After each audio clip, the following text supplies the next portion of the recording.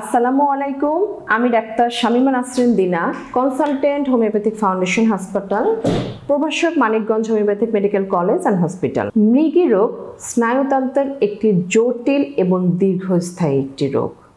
একে neurological disorder বলা হয়। যে কোনো বয়সে পুরুষ এবং মহিলাদের এই রোগটি হওয়ার সম্ভাবনা সবচেয়ে বেশি। তবে বাচ্চাদের ক্ষেত্রে এই রোগটি সবচেয়ে বেশি হয়ে থাকে এবং যেটা ছোটবেলাতেই হয়ে থাকে। মস্তিষ্ক কোষ বা নিউরনের তড়িৎ বেগের যে ইলেকট্রিক ডিসচার্জ হয়, সেটার যে কোনো ধরনের অস্বাভাবিকতার কারণে যদি আমাদের শরীরের যে কোনো ধরনের পরিবর্তন অথবা দীর্ঘমেয়াদী কোনো পরিবর্তন, বাহ্যিক কোনো লক্ষণ হয়ে থাকে, সেই অবস্থাটাকেই আমরা সাধারণত খিঁচুনি বলে থাকি। অর্থাৎ আমাদের ব্রেনে ইলেকট্রিক কিছু ডিসচার্জ, কিছু সাপ্লাই হয়ে থাকে। এটা যদি ঠিক মতো না হয়, তখন আমাদের বডি কিছু কম্পন দেখা যায়, অস্বাভাবিকতা দেখা যায়।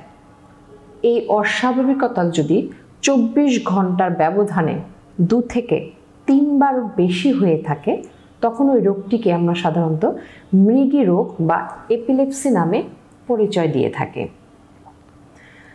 নর্মালি ছোটবেলা বয়স থেকে এই রোগটির সূচনা হয়ে থাকে এবং পরবর্তীতে চিকিৎসা না করলে তার সারা জীবন ধরেই এই রোগটি নিয়ে কষ্ট করতে হবে।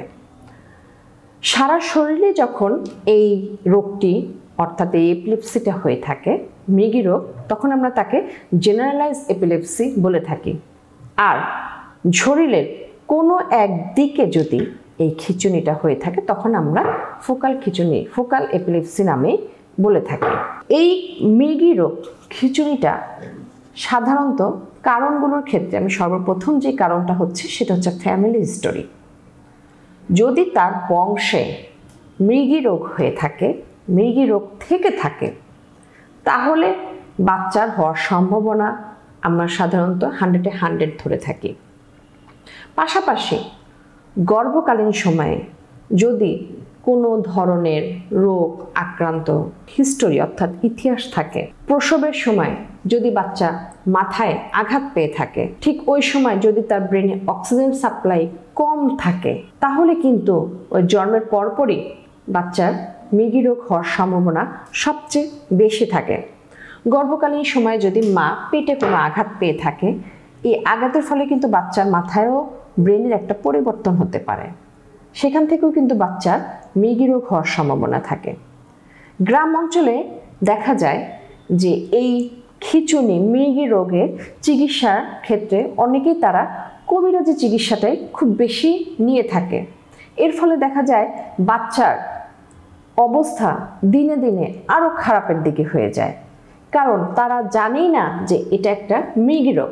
তাদের ধারণা কোনো বাতাস লাগার ফলে বাচ্চার খিঁচুনি হচ্ছে, ঝাড়ফুঁক এইসব তাবিজ কবজ দিয়েই তারা এই ধরনের কবিরাজি চিকিৎসাটা করে থাকে। তবে এইসব চিকিৎসার ক্ষেত্রে দেখা যাবে বাচ্চার অবস্থা আরও বেশি খারাপ করে থাকে। কী ধরনের লক্ষণ আমরা সাধারণত দেখে থাকি? লক্ষণের ক্ষেত্রে আমরা বলবো যে বাচ্চাটার দেখবেন যে পিটপিট করে তাকাচ্ছে, কোনো একদিকে তাকিয়ে আছে অনেকক্ষণ, এরপরে তার শরীরে খিঁচুনি শুরু হয়। খিঁচুনিটা তার শরীরে যে কোনো একটা অংশ হতে পারে অথবা সারা শরীর ধরেই হতে পারে। সাধারণত অনেক বাচ্চাদের মাথায় আঘাতের ফলে মাথায় অনেক সময় পানি জমে।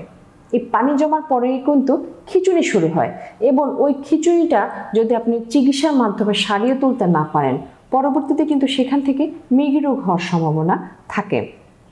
বাচ্চা খিঁচুনি হওয়ার পরে দেখা যাবে একটা সময় সে ক্লান্ত হয়ে চুপচাপ হয়ে যায়। অনেক বাচ্চা ঘুমিয়েও পড়ে। আবার অনেক বাচ্চা দেখা যায় যে খিঁচুনি পরে যখন সে ক্লান্ত হয়ে যায়, এরপরে চিৎকার চেঁচামেচি করা শুরু করে। অনেক বাচ্চা আবার নীল হয়ে যায়।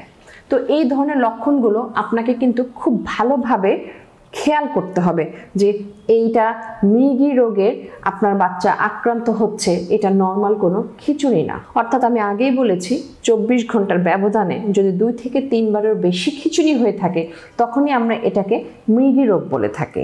এইটা হলে আপনার কি করণীয়?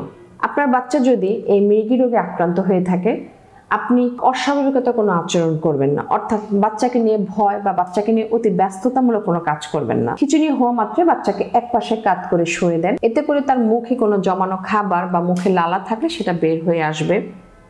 বাচ্চার গায়ে টাইট কোনো জামা কাপড় থাকলে সেটা সরিয়ে ফেলেন। কোনোভাবে বাচ্চার দাঁত খোলার চেষ্টা করবেন না, কিংবা অনেকে আবার ভয় পেয়ে পানি খাওয়ানোর চেষ্টা করে, কোনোভাবেই পানি খাওয়ানোর চেষ্টা করবেন না। বাচ্চাকে বাতাস দেওয়ার চেষ্টা করবেন, খোলামেলা জায়গায় রাখবেন। বাচ্চার আশপাশে মানুষজন থাকলে সরিয়ে ফেলবেন, এবং বাচ্চার আশপাশে যদি পানি কিংবা আগুন টাগুন জাতীয় কোনো জিনিস থাকে এগুলো সরিয়ে ফেলবেন। একটা কথা মনে রাখবেন, খিঁচুনি মৃগী রোগের ক্ষেত্রে, মৃগী রোগীদের ক্ষেত্রে দেখা যায় যে জ্বর আসলেই এই খিঁচুনিটা হওয়ার সম্ভাবনা সবচেয়ে বেশি থাকে। সুতরাং জ্বর আসা মাত্রে আপনি অ্যালার্ট থাকবেন এবং সবসময় বাচ্চাকে অবজার্ভ করতে থাকবেন। বাচ্চাকে একা পুকুর পাড়ে অথবা বাথরুমে গোসল করতে দিবেন না, এবং আগুনের ধারের কাছে যদি যায় খুব সতর্কতার সাথে আপনার বাচ্চাকে রাখবেন, কারণ এগুলাকে আমরা ট্রিগার ফ্যাক্টর হিসেবে ধরি। এবং মৃগী রোগের মানুষ যে বাচ্চারা এসব ধারের কাছে চলে গেলে দেখা যায় খুব বেশি আক্রান্ত হয়।